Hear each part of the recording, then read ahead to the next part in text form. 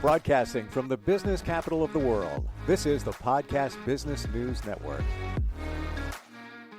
And welcome back, everybody. Always get some very interesting insight from her whenever we get a chance to chat. And today we're going to look at the universe's way of unification among all of us in our society. That's a starting point. She's the woman behind the Voodoo Spiritual Temple in New Orleans. She can do a lot of things, give a lot of insight. She just can't make the weather warm there. And Priestess Miriam is back with us. How are you doing today? I'm doing fine, thank you. I'm trying to make sure everything is good. Yeah, Can you guys see my head okay? Yeah, we see you, we hear you. Everything looks great. All right. I'm just gonna I love you, Priestess, but I'm gonna say right now, I'm not shoveling your driveway. That's it. I'm laying down We the law. haven't cleaned it up yet. We got to go outside.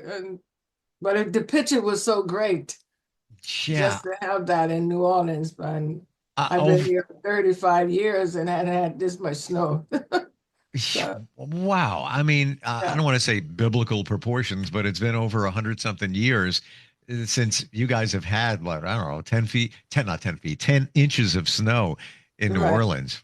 Wow. I don't even think snow in that area doesn't even go together in my mind. Well, that's what everyone is reflecting on. And this went all the way down to Florida. The panhandle of Florida got snow. So yeah. And I'm checking your temperature right now. As we do this show, you've got 31 degrees, and here in New York, I think we're flirting with, I don't know, maybe 20 some degrees. Crazy, but it is winter. You know, you never know what's going to happen. One thing though, when we have unusual weather, it brings us all together. You know, we can relate, we can talk about how we deal with those situations. In a way, we're unified because of one event, again, or situation. Tell me your thoughts on unification in our country and how it connects to the universe.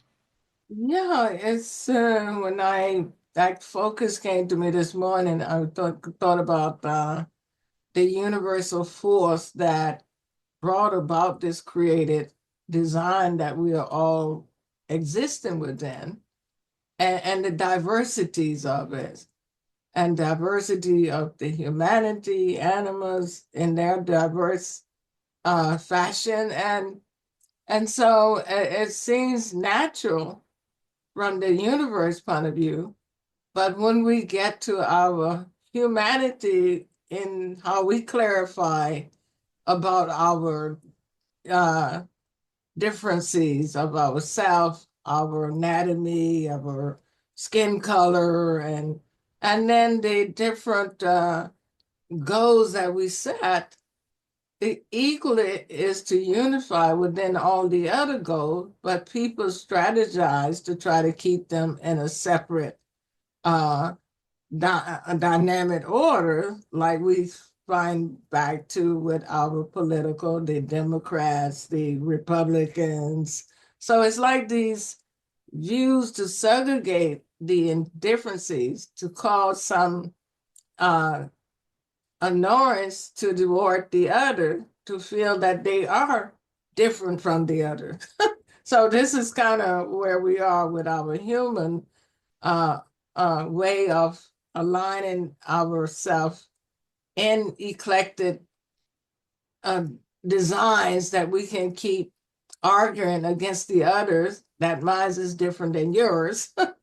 But and to try to pull the other sides over here because that side isn't eclectic as the other. So it's like this warfare that goes on with the indifferences or the unified matter of life. I don't know if that's what the creator wanted. How do we connect better?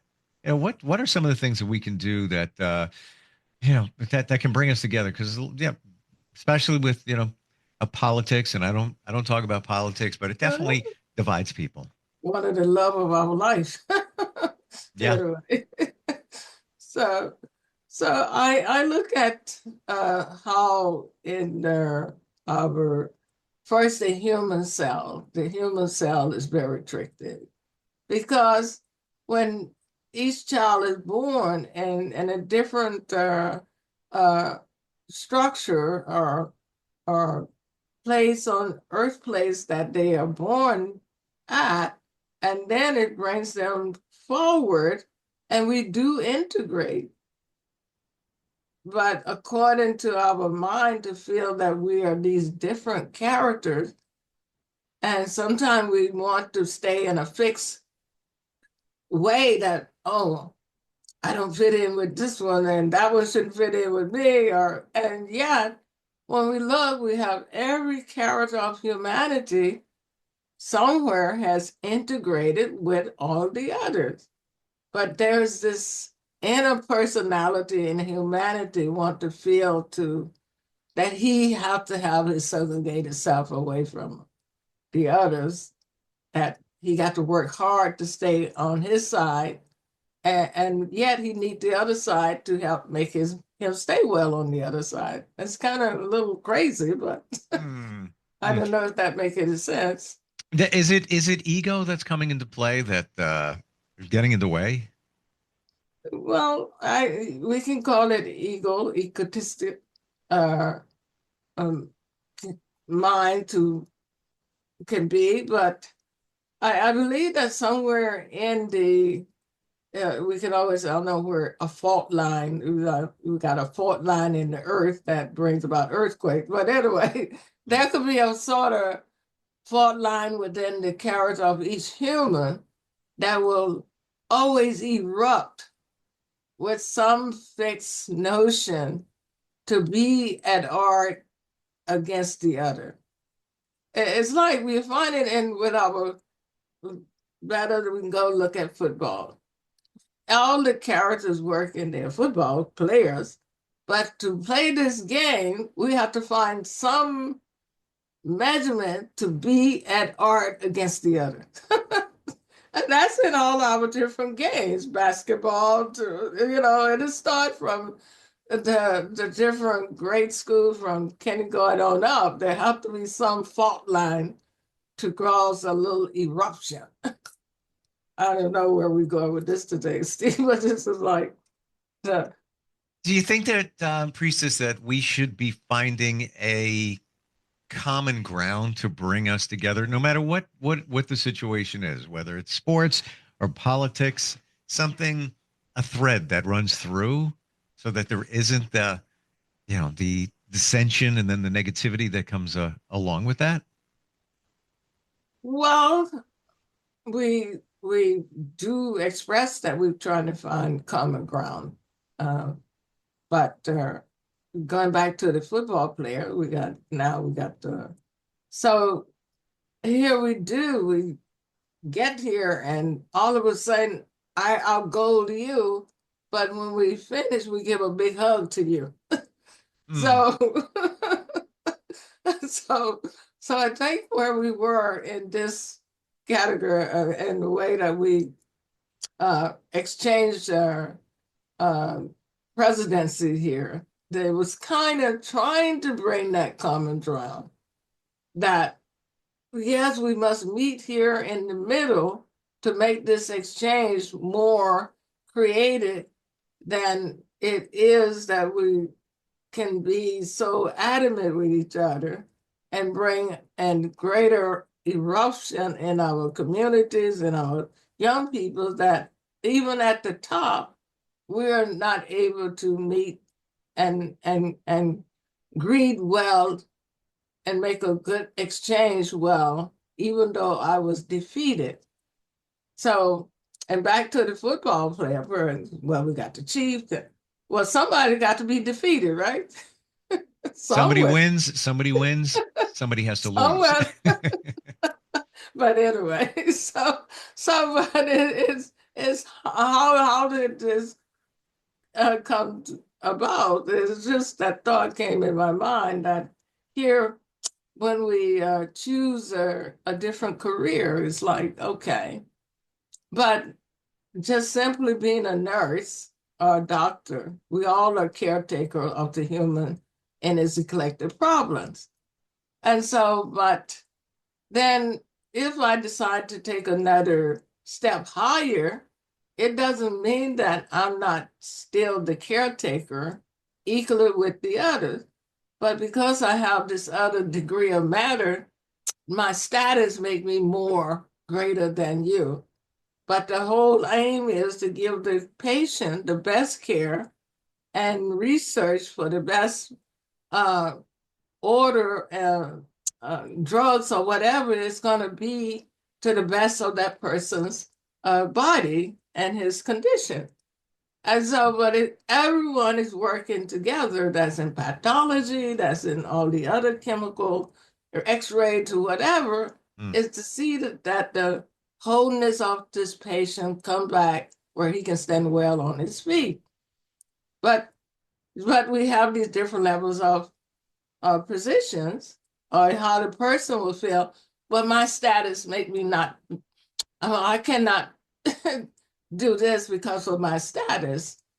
I'm an RN, so I can't do what the LPN do. But if all emergency come, we all got to go right in without the status and give the person the greatest care.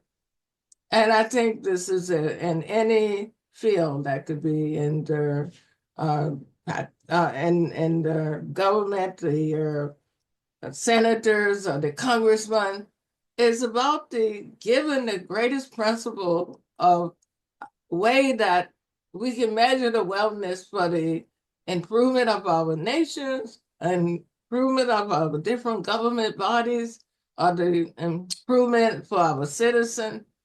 But, oh no, I'm on this side, so I can't give that because it's only the Republican give it. It's like, what happened to the other side? I don't know. Is it a big game of chess, or how did we get to this degree? You know, you said something before that resonated with me in terms of what I'm getting is that people put on a show. People want others to see them in a certain way. And I know that you've dealt with many. Many have come to you for spiritual enhancement, maybe advice. Have you heard from people that maybe had a lot, had the big house, the car, the kids, the pets, everything looked wonderful, and have they come to you and said, Priestess, this means nothing to me. I thought it was everything. I thought this is what life was to be, but I'm empty. I there's nothing here. I don't feel joy, fulfilled, even though I have all this stuff. Has anybody ever, come before you and said things like that? Very few. And I think I have a very good friend that were married to a Mormon, and she had, but it became more abusive. But she was the most unique lady that she stepped away, and she was able and we met in early 1993, 94, and she was just so free, and she had her children, but she was just like this lady that had stepped out of the shadow of a big chaos that gave her so much peace. And then later she did meet a unique gentleman that they got married, and then they moved out to Connecticut. And so, and it's the reward of stepping out of what you thought you had gotten so great, and you had the homes, you had a husband, and yet you didn't have peace. And so, but I haven't seen her in years, but it's amazing. And there are a lot of people that I've met that had made that great impression on me. But they leave you with this profound reflection and thoughts that you can always meet them in your memories. So it's just amazing that you can almost count them on your hand. It's not that many, because most people are looking for what they call success. And what they call for success is materialistic enrichment. And they want the perfect man that may have the perfect dollars for them. There's all kinds of different mixed minds of people out there, and there's people who have so much, and their children grows up and skillful, but there's people who is overly want to be possessive of their children to the end. Our children want to be possessive of their parents. I have young girls say, my mom and I don't see eye to eye. I said, but she was born before you. She gave you courage to step away from her. But it's like this energy in our cell that always want to feel that they have need to possess something to feel better to something. It's just almost like a disease sometimes. Wow. The human spirit is very unusual sometimes. The way we think, the way we connect with other people. Is there something that we can do spiritually? And I know that, you harness the power of spiritualism very well. Is there something we can do to foster a better connection with people and relationships? Well, from where I sit and from the spiritual side, we got to this word voodoo, but seems like many years, people have worked out many ways to enchant people through putting together love potions, putting together some affirmation to bring them harmony. I don't know if you're familiar with Catherine Ponder, who wrote the Healing Secret of the Ages, but it's like we ponder through every character of ideas or science, metaphysical thoughts to help people to rise beyond these adversities that they have, or critical analysis of their self-existence. But it seems like it's just, as I tell young girls from my time in Chicago, and many young women came to my pastor, oh, my love life. I'm like, well, I thought every generation, and however, if there's this signs of need for someone to love you, or you want a better man, or it's just and to fix it for them. It's like how is it from each generation there's these souls that keep coming forward, can't find some way to feel justified with somebody loving them, or they want somebody to be fixed to love them. And if we was in the library, you see how many books, so many people have written out different ways, potions and ways to fix this potion to help bring success to people in finance, how to get through law cases, how to bring people out of jail. There are so many different recipes written, so many ways to help people to gain some influence over their troubles, and still that people still have troubles, no matter how many recipes has been written.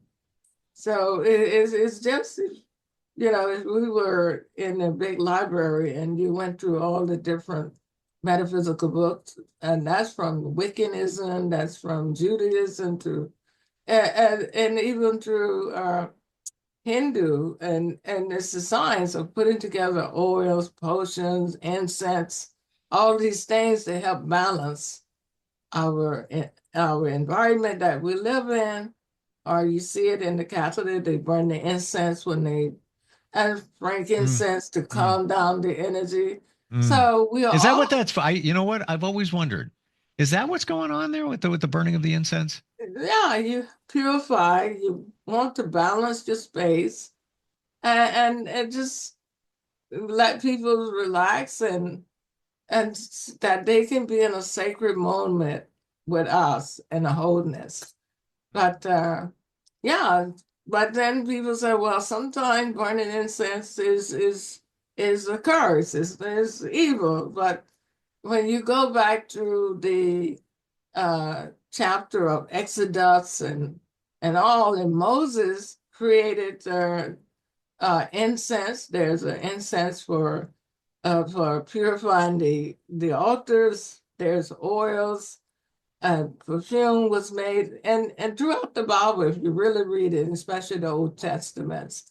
And so it's just how many thousand of years minds has come to some way to create an order suggestion to help people to balance, because we all have to work hard.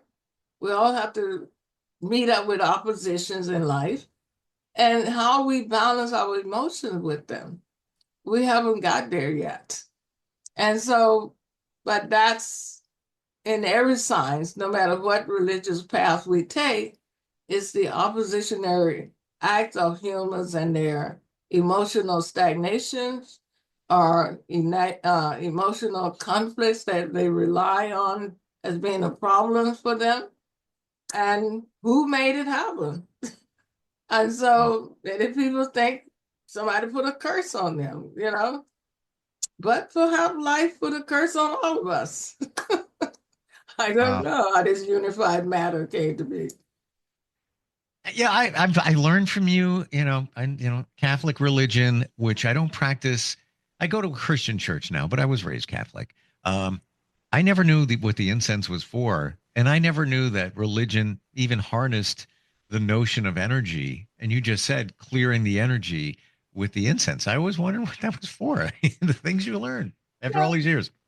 Well, I grew up in the Baptist church, and I laughed today that a preacher would demonstrate the time where we come into the crucifix of Jesus, or how he would try to reflect to the audience that if Jesus went through this conflict, and we had a preacher that would pick up a chair, and he said, and Jesus bared his cross, and he would have the chair on his shoulders, and it's like a big a movie.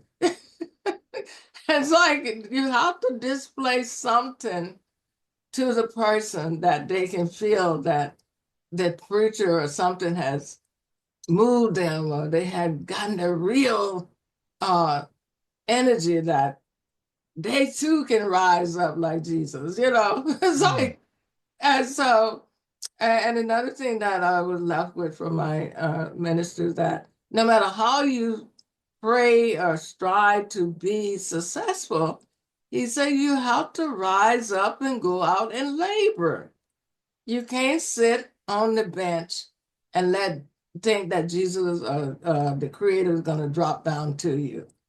And from that day in my soul, if I'm going to be sufficiently supplied with the universal source of God, you got to labor for it. You got to rise up and give some ingredient towards something that it can fulfill you, but not your complaints.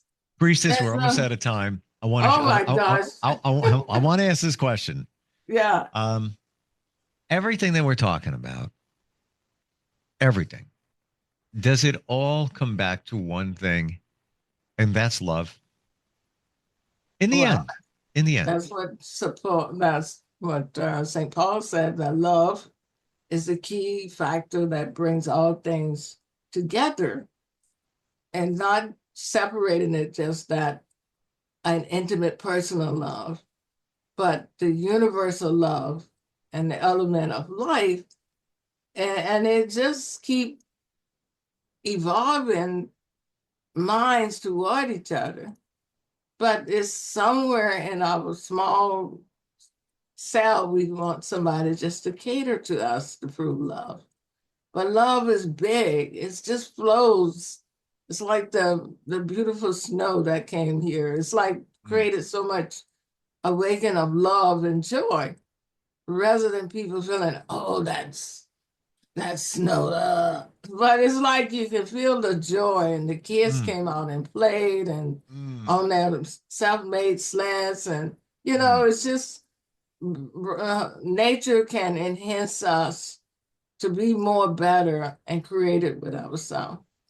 But when we get back to our inner selfish attitude about what we think we should have, then we break our own cellular body down, as well as you can infuse things to cause other people be offended to you or have an offense against you.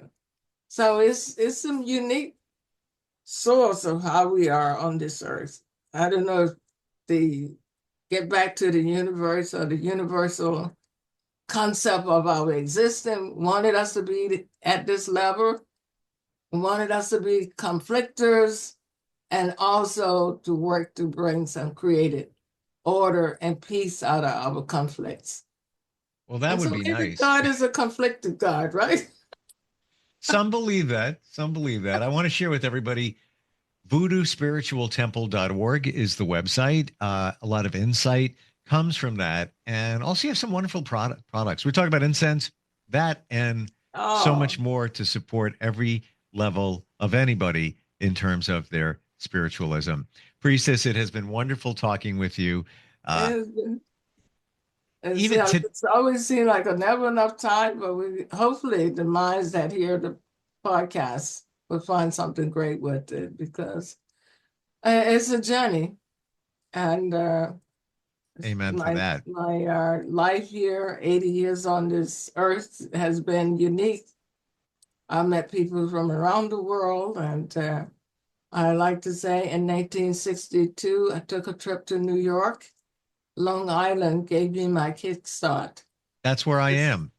Well, I was the Cohen of Plainview in 1962, and it was the most unique time of my life. I love New York. It gave me a way to think and to reflect. It kicked my butt. And I picked it up and made it work. And my first child was born at Harlan Hospital in New York in 63. And it's like, I love New York because it teaches you how to be reflected and give honor to your growth. Thank you for sharing that. Yeah. And you were young. You weren't even 20 years old when you came to Long Island, New York. Yeah. And yeah, New York can kick your butt, but it can also make you resilient. And, you know, I'm not saying I'm going to stay here for the rest of my life in this area, but I'm born here and I never left here. But I can say this: in times of trouble, New Yorkers do stick together. Exactly. And they got each other's back. You know, yeah, exactly. I admit sometimes can be, you know, some people can be a little abrasive in the New York area. We're kind of known for that. It is what it is. I like to think I'm not part of that, but, you know, I experience it. But when you need it, people are there for you. Right. And hoping I get down there, you know, to see you guys, maybe when it's warmer. Well, it's amazing. So many people coming and waiting to see how this month with Midway and see how February will come in. And we got Super Bowl and we got a little bit of everything going on. So you really do. There's a lot of stuff going on down there. I always love talking with you. I wish you all the best. Somewhere along the line, maybe we'll connect again. Thank you. Thank you for the Priestess. time and the laughter, the joy, and the thoughts. And likewise, yes. Yeah, and the insight. voodoospiritualtemple.org is the website. We'll be right back. Are you looking for even more of the podcasts and hosts that you love? The Podcast Business News Network is proud to announce that you now have even more ways to listen live. Check out the mytuner-radio, online radio box, and simpleradio apps on iOS and Android, or find us online. Search for Business News Network on mytuner-radio.com, or search Podcast Business News Network on streama.com and onlineradiobox.com/US. Take your podcast on the go and don't miss a minute of the action.